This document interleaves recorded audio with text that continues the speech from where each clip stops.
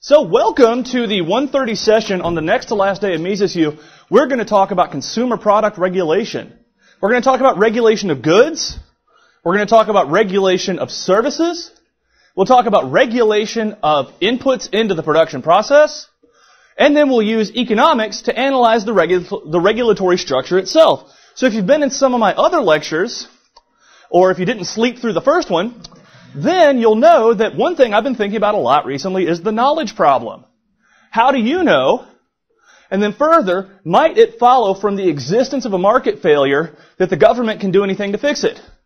Again, not necessarily a question of my libertarian preferences, but a question of my analytical economics. Let's begin with a story. Thank you. It's the 1950s.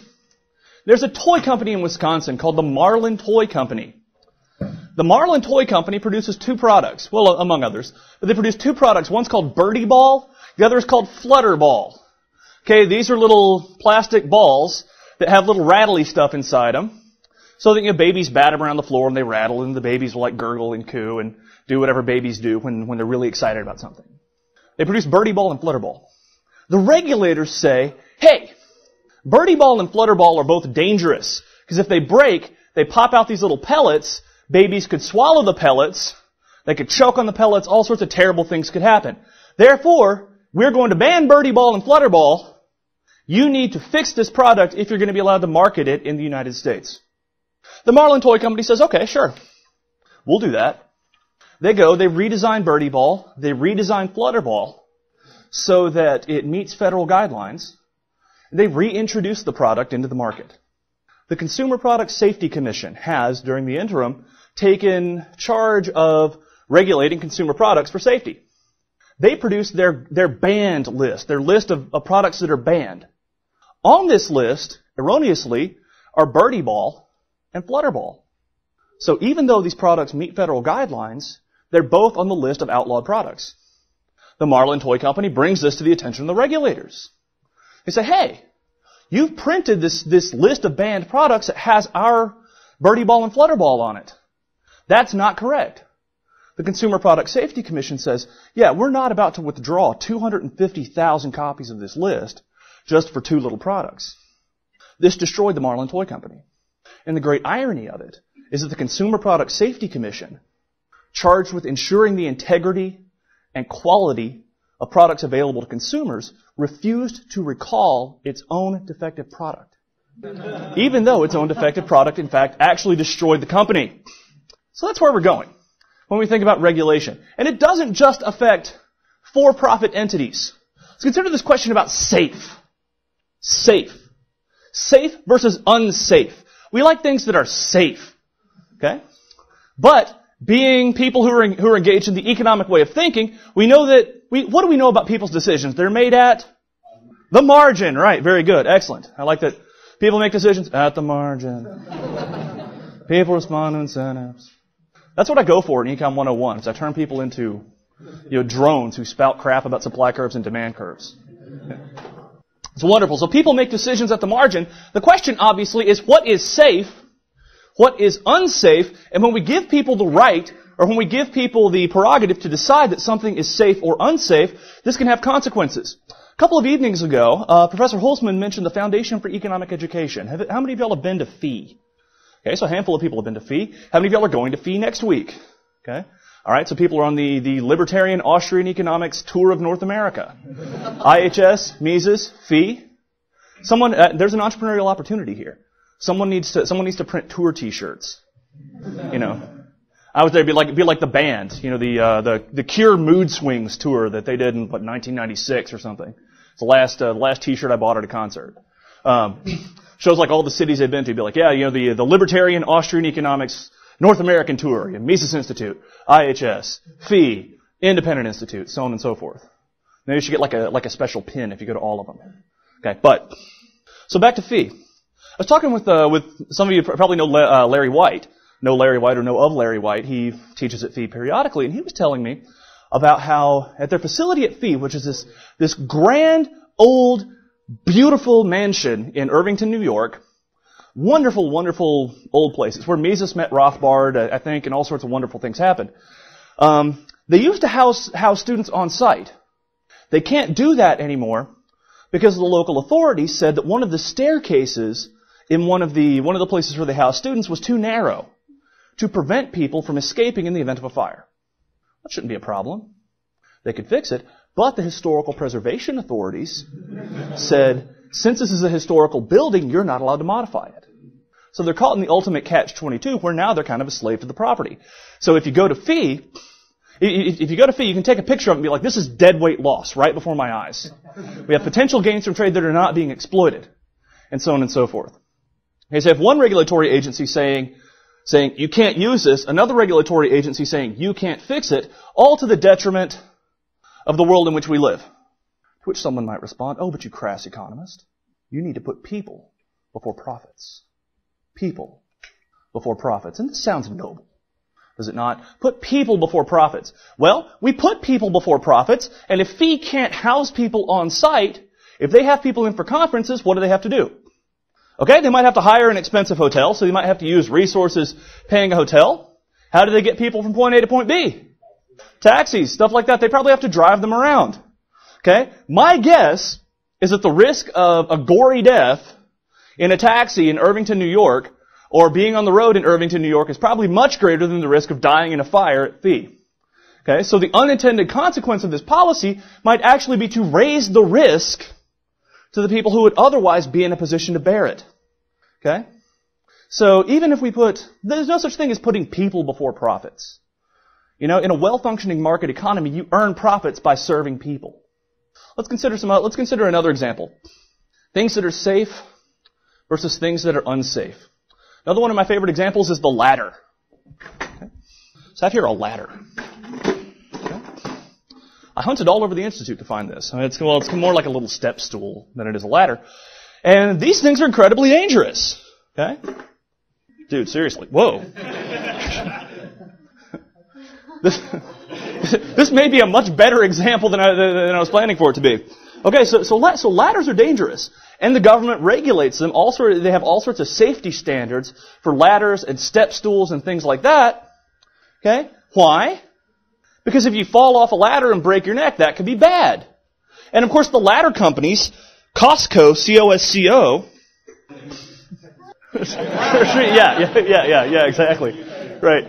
Yeah, and then everybody's gonna learn the wrong lesson. When I fall and break my neck, they say, oh well, clearly we need more regulation, because otherwise this horrible thing wouldn't have happened. All right? Okay, so they say, well, we need to raise the standards for these ladders to say, well, you can't sell it unless it meets these safety criteria. Okay? What's this going to do to the cost of ladders? It's going to raise it, right? Okay, so ladders get more expensive. Again, though, they say, well, so what? People before profits, right? Okay? So you have to pay an extra $5, $10, $20, etc., good grief, etc. For a ladder. What's a big deal? Well, one thing that we know in economics, demand curves slope downward. And furthermore, if you raise the price of something, people look for substitutes. So what's a substitute for a ladder? Watermelon. A watermelon. All right? A watermelon's a very bad substitute for a ladder. Okay, and like I said, this has, I don't know, I'm scared to think about like 2 a.m. after an evening of festivities, someone picking up that ball and running with it. All right. Okay, so a chair might be something that is a substitute for a ladder. Okay, now, which is more dangerous, a chair or a ladder? If you want to change a light bulb or something like that. Which is likely more dangerous, this or one of those? The chair, right. Okay, how many of you guys want to see me climb a chair? Okay, too bad. Okay, because given the shakiness of the ladder a second ago, I was going to do the whole stand in a chair thing, but now I'm old and fat, so I don't know if it would actually support my weight, and it's relatively risky. So it's what we expect to happen to the rate at which people injure themselves in falls and crashes and stuff if we raise safety regulations on ladders. Goes up, right? Okay. So we see more injuries because people who need to change light bulbs, instead of standing on ladders, they stand on chairs, they stand on tables, and things like that. One more example. Babies on planes. In the event of a plane crash, if you're holding a baby in your lap, would you expect the baby to survive? Absolutely not. Right, because you're hitting the water at 600 miles, or the ground, at 600 miles an hour. It's probably not physically impossible, but exceptionally unlikely that you're going to be able to hold on to the kid. Okay, so the kid's going to fly through the plane and die. In the 1980s, I think it was the 80s, the Federal Aviation Administration considered passing a law saying if you're going to have a baby on a plane, that baby has to have a car seat, a plane seat, and that baby has to have a ticket. It's great, right? If it saves one life, it's worth it, is it not? No. Who said no? Someone said no. I heard no over here. You said no. All right. So I'm going to make sure I get you on record here. Okay. How do you pronounce your name? Loda. Loda? Okay. Sorry. Loda. Loda Cassage. Loda Cassage from? Belgium. From Belgium, from the University of Antwerp in Belgium? Yeah. Okay. So Loda Cassage from the University of Antwerp in Belgium has said no. He has said that it is not worth it if we save one life. Okay. Please, again, for the record. Because you kill 7 more, due to estimates of Thomas Sowell in his book. As far as I know. Okay. Because for every baby that you save, allegedly you kill 7 more. So one baby doesn't die in a plane crash, but 7 babies just magically die, right? Okay. Not magically, okay. Right. Yeah. Yes. People look for substitutes. If you raise the cost of flying, and if you're talking about, like, say, a family of 3 having to buy a plane ticket for a baby, you're talking about a 50% increase in the cost of flying. They're going to substitute away from flying and toward driving, which is much more dangerous. Much more dangerous than flying. And indeed, economists were able to deep six this by showing, or by estimating, that for every 1 baby saved in a plane crash, 7 babies would die on the highways. So fortunately, here's a regulation in which it was decided that safe isn't necessarily always and everywhere what it's cracked up to be. Let's consider some other regulations designed to help people. What kind of people, Derek? People who need help. That reference must be a little bit dated now. Okay. Anybody seen Zoolander? Okay, wow. I'm going to end the lecture and go cry. No. Okay?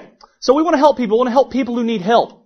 In the city of Memphis, where I live, our city, I think it was the city council, decided in their infinite wisdom that, well, what they need to do is for poor people who live in Memphis, they live in relatively drafty, energy inefficient places. Okay? They spend a lot of money on power as a result. They decided that, quote, low-income housing now has to meet certain standards for energy efficiency. Okay? Who wins, who loses? What's going to happen to all this low-income housing? Yeah, it's going to get more expensive. It's not going to be low-income housing for much longer. So raising the cost of doing something means people are going to do less of it. People are going to convert low-income housing into high-income housing, or they're just going to leave the market, or any variety of other things. And in a lot of cases, attempts to regulate products for the benefit of consumers is not really going to work out so well.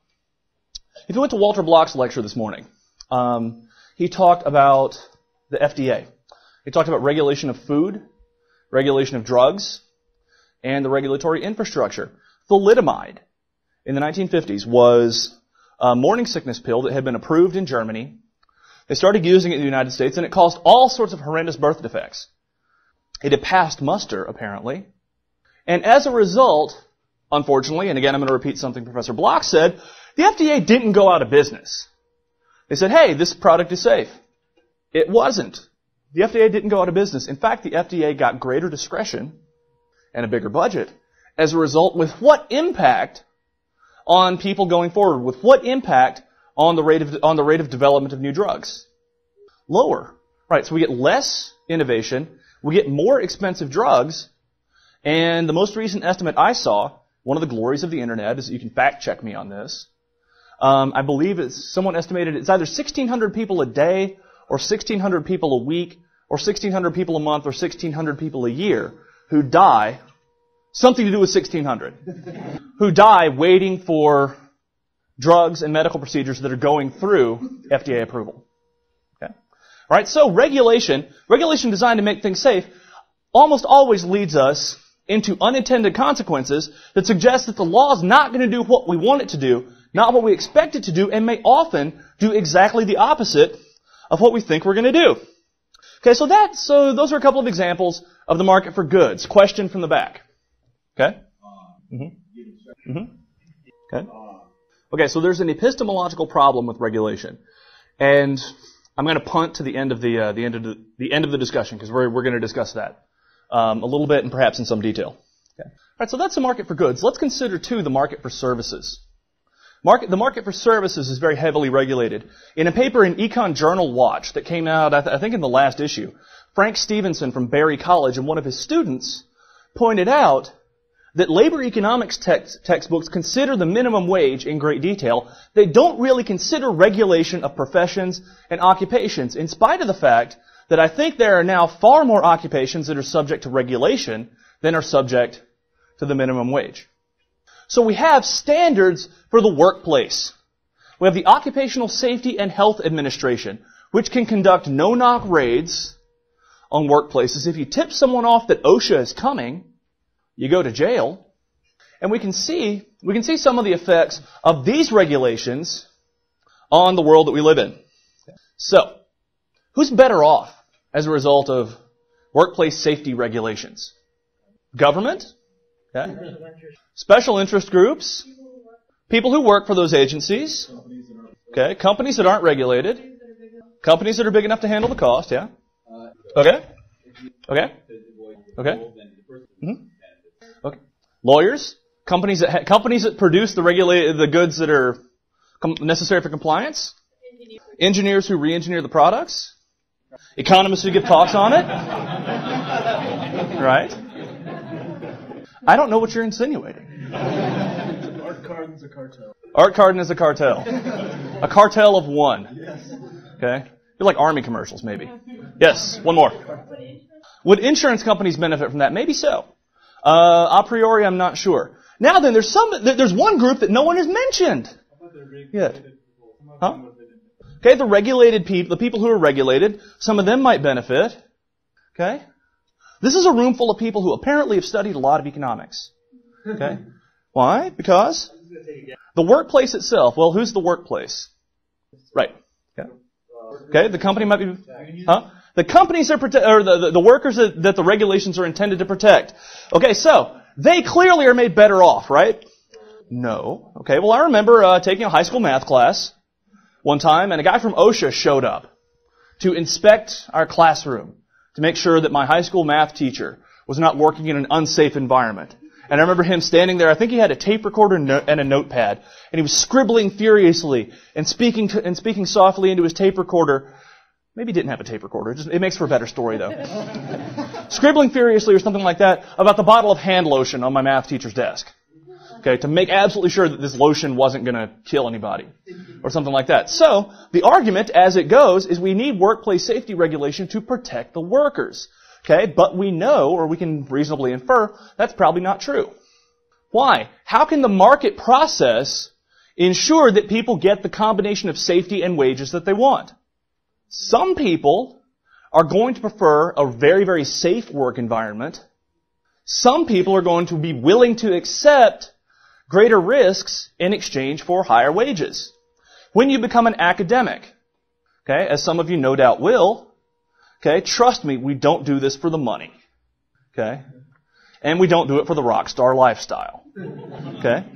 Rather, we're willing to accept a combination of wages and non-wage benefits. Those non-wage benefits being that we get to hang out with people like you and talk about things we find interesting. Okay? So there's no a priori way to know what the right level of safety is. There's no a priori way to know what combinations of wages and benefits and workplace safety and all sorts of other stuff people are going to demand.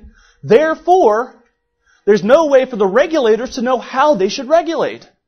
I know that Austrians don't really believe in indifference curves that much, but indifference curve analysis can be useful in some contexts. You can use it to illustrate the point that that by having workplace safety regulations, you don't change the welfare of people who want a lot of workplace safety, but you lower the welfare of people who don't want a lot of workplace safety. People who are willing to accept a slightly less safe workplace in exchange for higher wages. Let's consider a couple of other examples of regulated workplaces. To be an interior designer in some places, in Alabama, I believe, requires certain licenses. Okay? I wrote a Mises article about this one time and engaged in an act of civil disobedience by offering interior design recommendations on behalf of myself as an economist in an article for the Mises Institute. Now, I'm an economist working at a school in Tennessee. I wrote the article from a friend's basement in West Virginia, and I sent it to a research institute in Alabama. So clearly, this is interstate commerce that requires some type of federal regulation. Let's try to construct a plausible story for why we might want to regulate interior design. To protect people from bad fashion sense. Okay? Or to protect people from being gauche. Okay? Well, can we do it? Probably not. Who benefits? Incumbent interior designers, because if you prevent the supply of design services from increasing, this is going to increase the rent, or this is going to increase the additional income that current interior designers are going to be able to extract. We're going to talk about a pathology of this here in just a second. Flower arranging in Louisiana. If you want to be a certified flower arranger in Louisiana, you have to take an incredibly difficult test with a very low pass rate. Okay? In fact, people have taken this test, have failed it, and some of the examiners have said, hey, you did a really good job. Why don't you come work at my shop? Okay? So this once again imposes a special burden on the potential consumers and producers of goods and services that are not, unfortunately, going to be able to be traded on the market. So why don't courts do something to stop this? Why don't judges do something to stop this? I taught at an Institute for Humane Studies summer seminar a month and a half ago, maybe 2 months ago now, and one of my co-faculty members was Robert McNamara, a lawyer for the Institute for Justice. And he gave a very interesting and excellent talk about the specific legal theory under which all this stuff passes muster. And apparently a lot of judges are looking at this and saying, well, hey, who are we to judge? Think about that for a second. Judges. Saying, well, who are we to judge? I don't know, you tell me. Saying, well, there might be some plausible reason why the regulators would regulate. Public safety. You know, you've arrange flowers badly and transmit some sort of germs, and therefore we need to have this, these types of regulations. Okay? Once again, though, the people who win are the incumbent firms. The people who lose are their consumers and their potential competitors. Great moments in the history of civil disobedience. Look this up on YouTube. A member of the Free State Project in New Hampshire, some of you might have seen this, heroically, on the lawn of the New Hampshire Board of Cosmetology, gave a manicure without a license. Okay? So you can go on YouTube, you can watch him giving the manicure, and you can watch the cops showing up to arrest him. Okay? Alright, so the winners in all of this are presumably the incumbents. The losers are their potential competitors and their customers. The real winners, though, are the people who work for the state. Because what's going to happen is if you can create the possibility of a rent transfer, of a transfer of resources from one group of people to another group of people, then people are going to expend resources trying to get their hands on that transfer. I mentioned, I think it was a couple of days ago, that spending at fancy restaurants and golf courses around Washington, D.C. tends to skyrocket when major legislation comes up. Okay? So all of the potential transfer is going to be dissipated through the rent-seeking process, such that not only are we no better off, we're all universally worse off as a result of having this rent-seeking infrastructure. So, insanity of a sort, these plausible rationales for government regulation lead to losses for pretty much everybody involved. If you've ever seen the movie War Games, they say, well, the only way to win is not to play, but you're always going to have an incentive to enter. So, at a meta level, the question is not, I think, necessarily how do we have efficient regulations, but how do we prevent regulation from emerging in the first place so that we don't tip into this large-scale rent-seeking equilibrium. Well, how would markets regulate themselves? Profit and loss. Okay? Yeah, accreditation agencies. Okay, consumer reports, things like that. I've got a secret. What? Well, okay, yeah, they do already do this. I have a personal secret, a confession, as it were. I'm not a licensed economist. In fact, none of the faculty members at Mises U are licensed economists. Yeah. There'll be a check waiting for you at the front desk. Okay. Right? None of us are licensed economists. Tom Woods, are you a licensed historian? Tom Woods is not a licensed historian. I'm sorry. But, so clearly the market has failed. You cannot trust the instruction you've received this week. Is this true? Yes. Okay. All right. So some people are saying yes. Okay. Well, I like to think the answer is no. Okay, because there's an array of signals that we can send, an array of signals we can accumulate to suggest that maybe we know something about economics. Writing, PhDs, all sorts of stuff. I trust Thomas. In spite of his lack of a license, I trust that Thomas Woods knows what he's talking about when he's writing about history. Because I've read some of his stuff. He has a PhD from an excellent institution. Okay? So the market itself will generate certification mechanisms that'll tell us whether you should trust people or not. Okay? So the American Medical Association, in spite of being kind of a rent-seeking interest group, and the American Academy of Pediatrics, which does more or less the same thing, might be able to play a greater social role by serving as a certification agency. Say, this person is an AMA-approved doctor, this other person is not. Let's consider what happens when we drive transactions underground. How efficient is the market for kidneys? If you want to buy a kidney, who do you have to talk to? His name's probably Guido. That would be my guess. Or Vinny. Or something like that. Okay? If you get sold a bad kidney, you've engaged in an illegal transaction, you've got no claim against the person who sold you the bad kidney. Same story for illegal drugs. Okay? If I go to Toomer's Drugs here down the corner and I buy aspirin and that aspirin makes me sick, what do? I sue the aspirin company. Okay? If I go behind Toomer's Drugs at a certain time of night and buy another product which might be illicit, and that product makes me sick, who do I sue? Nobody. Okay? So, in unregulated markets, or relatively unregulated markets, in which the goods being transacted are legal, we can expect lots and lots and lots and lots of organizations to emerge that will certify quality. The Underwriters Laboratory, for example. If you pick up almost any consumer electronic device, flip it over, you'll see a little seal that says UL. Okay? The Underwriters Laboratory is a private organization that certifies consumer electronics and says, hey, this is legit. This is good stuff. We will put our good name on this product and certify that it works. There is, unfortunately, no Underwriters Laboratory for crack. There is no Underwriters Laboratory for prostitutes. There's no Underwriters Laboratory for all of the stuff that gets traded in illegal markets, so the people with a comparative advantage in fraud, with a comparative advantage in violence, and with a comparative advantage in all sorts of nasty stuff are going to be the people who are going to tend to be attracted to that market. Okay? So regulating stuff reduces welfare. Making stuff illegal reduces welfare. Now let's consider, someone mentioned the epistemological problem that regulators have a little bit ago. Okay, so let's consider whether the government should intervene in the case of market failure. Some of you might be following the Henry Louis Gates saga. Okay? And this is something that's relevant to me as someone who is interested in the economics of race and someone who's interested in this question about whether having a monopoly provider of police services is a good idea. Okay? So some things that we know about the Gates case is Mr. Gates was in his own home. He was there legally. He was arrested.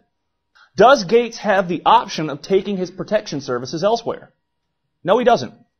Let's consider another example. Recently, a Boston police officer was suspended pending a termination hearing for sending an email to members of his National Guard unit and some other Boston police officers. Okay, part of the story says, and this is a quote from the email, quote, or had he, quote, been the officer he verbally assaulted like a banana-eating jungle monkey, I would have sprayed him in the face with OC, oleosin capsicum, or pepper spray, deserving of his belligerent noncompliance, end quote. So you have here someone charged to serve and protect, who in an email uses a racial slur against Henry Louis Gates 3 times, refers to a story, I believe it was in the Boston Globe, as, quote, jungle monkey gibberish, end quote. Okay, so this is a guy with what I would call, at the very least, antisocial preferences, apparently. Okay?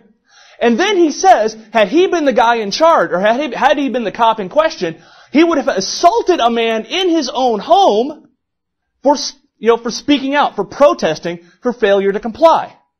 That's a guy who needs a badge and a gun. Okay. So, it's a non sequitur to go from market failure to the government can fix it. And further, the guy was simply suspended.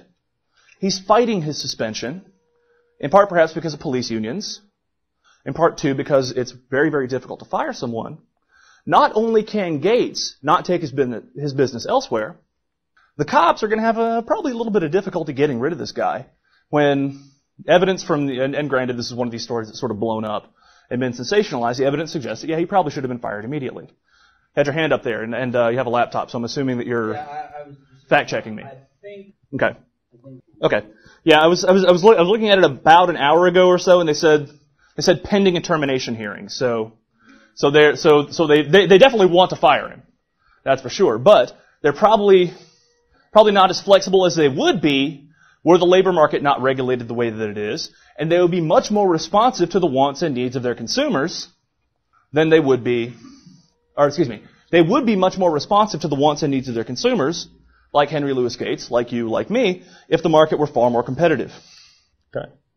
While there is some research to suggest, perhaps, that not all regulation is always and everywhere a bad idea, there's a plausible reason to suspect that generally it works out to the benefit not of consumers, but to the benefit of producers and politicians.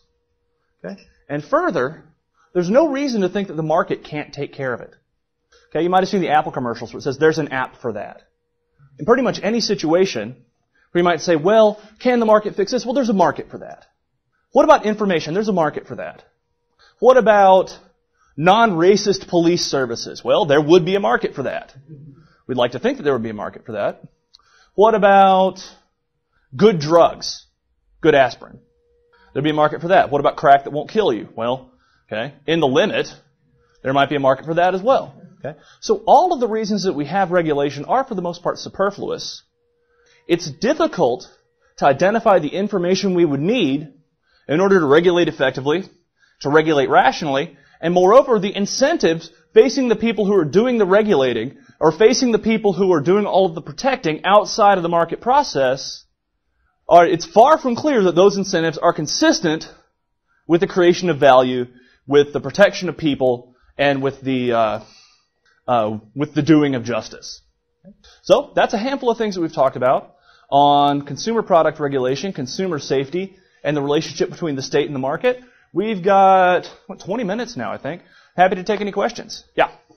Mm-hmm. Because we can gauge the government more, don't mind getting sick. Right. I can make a choice. But how about those wanting to dump this and then win their life? For example, think they decide to buy a seat, they're addicted. Okay. Do you think it would be wise for government to... Okay. So, given that people are going to make a lot of stupid mistakes, and given particularly that children may not be entirely rational, would it not be wise for the government to regulate and say you can't sell alcohol, say, to anyone who's under 21, you can't sell cigarettes to anyone who's under 18 or 19 to try to protect the kids from themselves? You have a response to that? Okay.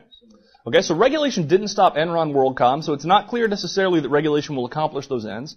That's a good answer. What do you think? Those, even if, let's say, they, at least theoretically, are a good thing, do you need a big government to enforce it? Okay. The only way, like, to sell alcohol or cigarettes to decide that thing. Okay, should the parents decide rather than the government? Who knows? 1, 2, 3. I feel like a talk show host. Okay? Sorry? Okay? Okay, parents regulate minors. Okay? Okay? Okay? Okay, so markets might weed out firms, drugstores, and things like that sell heroin derivatives to children. Okay? Yeah, it's basically what it is. I think a lot of stores not sell to kids because it would entice more demand for, oh yeah, this company's... Okay. I think okay. All right, so some companies might try to do, quote-unquote, the right thing. Okay, so I have now a stack of 34 coupons for Chick-fil-A chicken minis and chicken biscuits that I gathered up at lunch yesterday. I had some Chick-fil-A chicken minis for breakfast this morning. Now, one thing we know about Chick-fil-A is, in addition to the fact that they provide absolutely excellent food at reasonable prices, they're closed on Sundays for religious reasons. The founders of the company they don't believe in working on Sunday. The company's closed. Okay. For that reason, and others, they're very popular among people who share the same beliefs. Okay. So I would assume that, the guy who's selling crack for kids is probably not going to be real popular among a lot of folks. And then you raise a very good, very interesting point, which is at what point on the continuum do we start treating people like adults? And it's not clear to me that there's any specific break point at which someone becomes a man. Or at which someone becomes a woman. A woman. Or at which someone becomes a responsible adult. So where do you draw the line? That becomes a big issue. Okay, and then also you create an illegal trade in cigarettes for kids. Okay? So, my mom smoked for a good part of her adult life. We argued about this, as kids and parents tend to do. When I was 16, I hit on a brilliant idea. I was going to start smoking. And I said, hey, Mom, I started smoking. I'm going to quit when you do.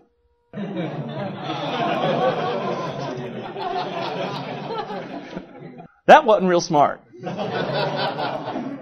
Nicotine's one of the most addictive substances on earth. I did quit smoking. It's been actually just over 10 years ago now. Okay? But this is exactly an example of what you're thinking about. And exactly an example of some of the things that some people were saying. Okay? I made a really stupid decision, shocking as that might seem, as a teenager. At the same time, though, the laws in the state of Ohio that said don't sell tobacco to kids under 18, yeah, whatever. Okay? I can get cigarettes just about anywhere. So the laws were ineffective. It's not necessarily clear that we could fix the problem via regulation and things like that. Okay? Other questions? Yeah. Mm-hmm. Yeah. Okay. That's a very interesting point.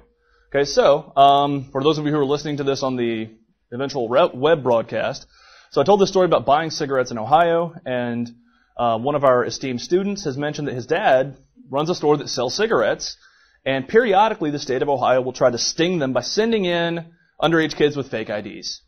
Okay? Which, if I were to furnish kids with fake IDs and say, hey, go buy some cigarettes, say as part of a research project, they would go to jail. I would go to jail. However, if the government does it, it's absolutely okay.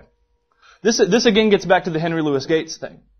And this question about whether there should be a monopolist on force and whether law should provide or should apply to the watchman. Okay? So like I said, one of the issues with this current email controversy, in addition to the violent racism of the email, was the claim that, hey, I would have assaulted this guy. Not just assaulted, I would have assaulted and battered this person by like spraying pepper spray in his eyes and things like that. Okay, so at what point, so what activities are legitimate for some people, what activities are legitimate for others? Question I can't answer right now, but worth considering. Yeah. Cigarettes, parents, well, I don't have to spend time. It's legal, and by the time you Good. when you get these regulations. Okay. Right. So self-reliance gets destroyed because the regulation might be a substitute for education. So basically what this says is it creates moral hazard. So people don't conduct the kind of due diligence they otherwise would because they assume, hey, this has the government's seal of approval, therefore it must be healthy. Okay, now, again, paper idea, for any of you looking for something to study, would be to look at the relationship between changes in tobacco regulation and types of knowledge, and the care with which people engage in search for good information. Okay, so, a friend of mine from graduate school has written a handful of papers in which he points out that in addition to what's called the capture theory of regulation, which is what we're talking about here, by and large, which is using regulation to hamper your competitors, there's also the information asymmetry story, which is that some stuff is just very difficult to measure. And he finds some evidence to suggest that a lot of progressive era regulation is more consistent with the information asymmetry story than it is with the capture story. It's pretty provocative stuff. However, following this line of reasoning, It's not clear necessarily that the regulation is unambiguously good, because one of the things that you're doing when you get the government to regulate is you're exporting part of your responsibility, part of your search cost onto the rest of society. Okay? So it may very well be that yes, the regulation is consistent with the information asymmetry story, but the regulators, instead of being captured by competitors, might be captured by consumers. It's not clear that the marginal benefit of regulation is lower than the marginal cost. Other questions, comments, thoughts? 1, 2, 3.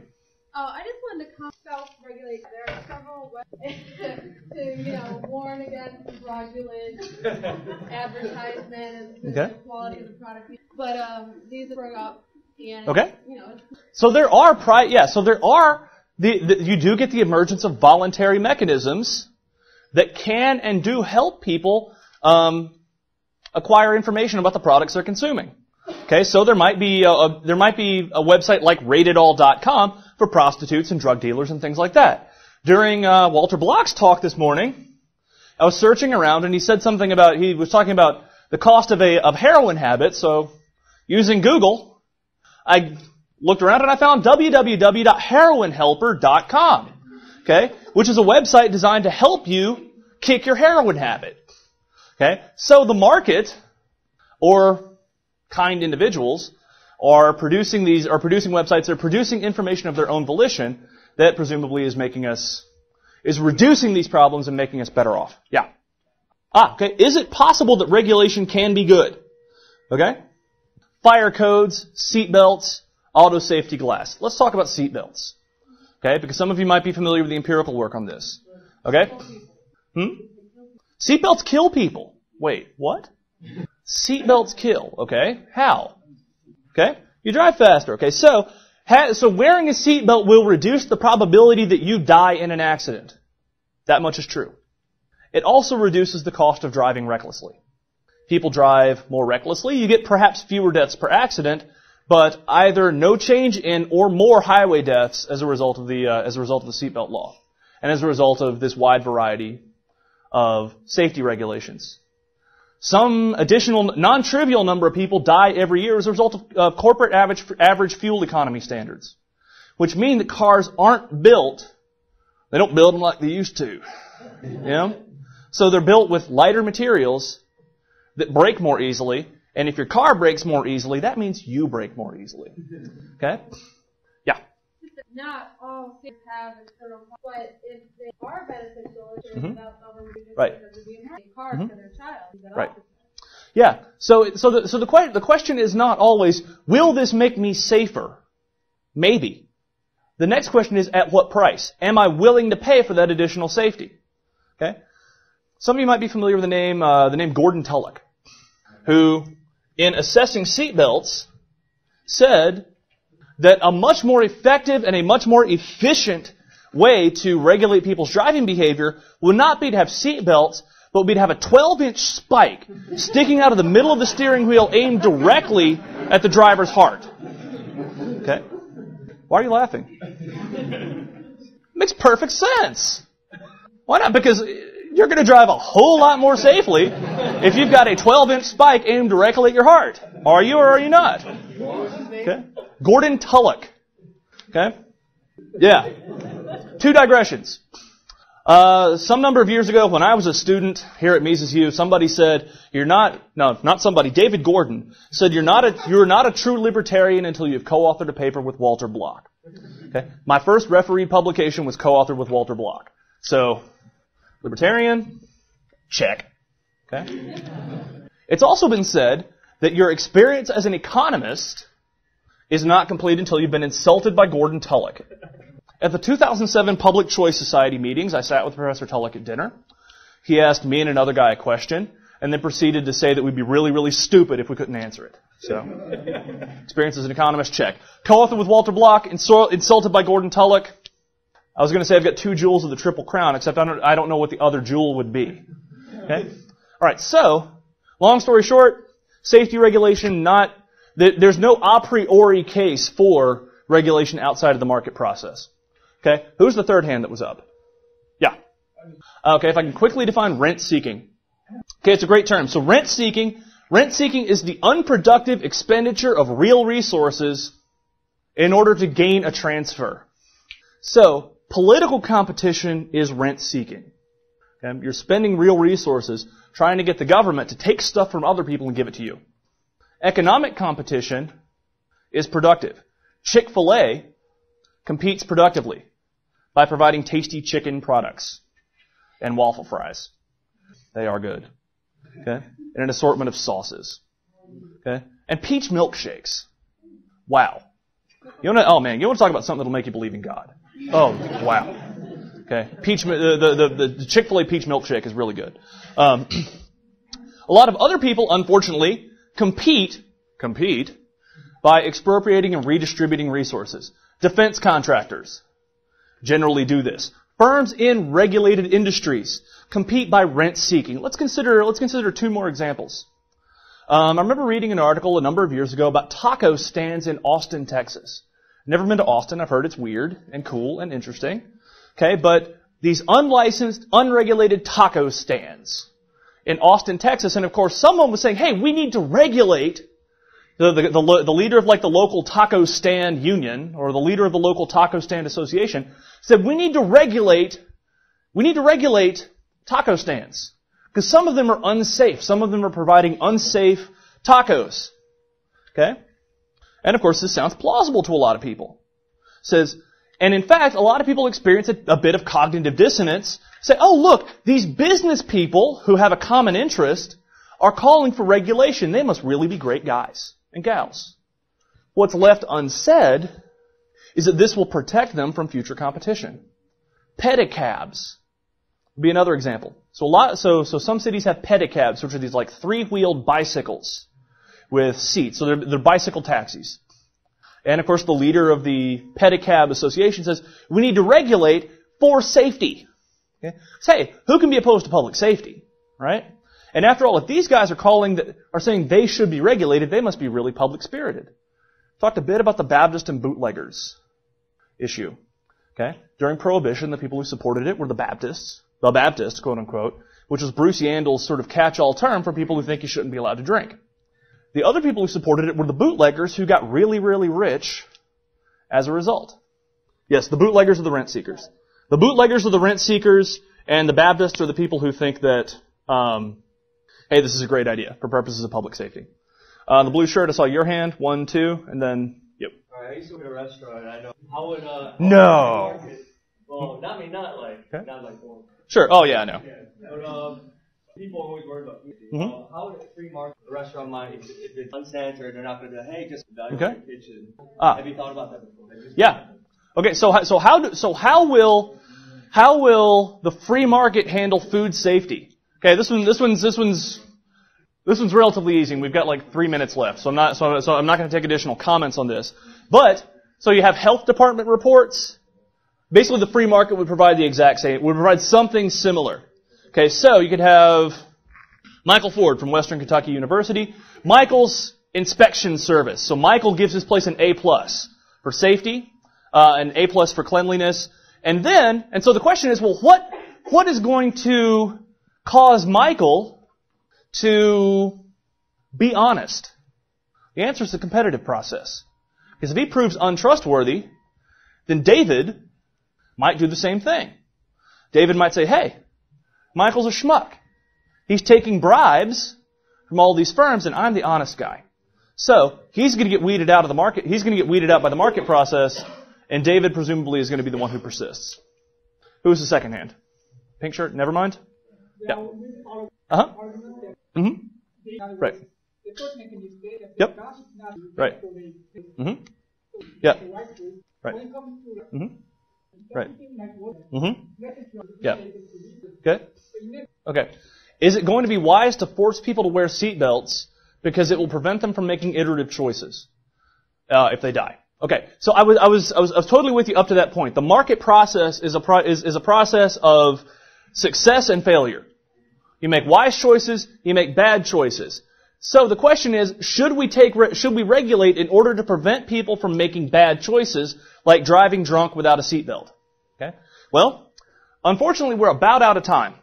So my answer is going to be, it's not clear to me, again, that the regulators can have the knowledge they would need to regulate rationally.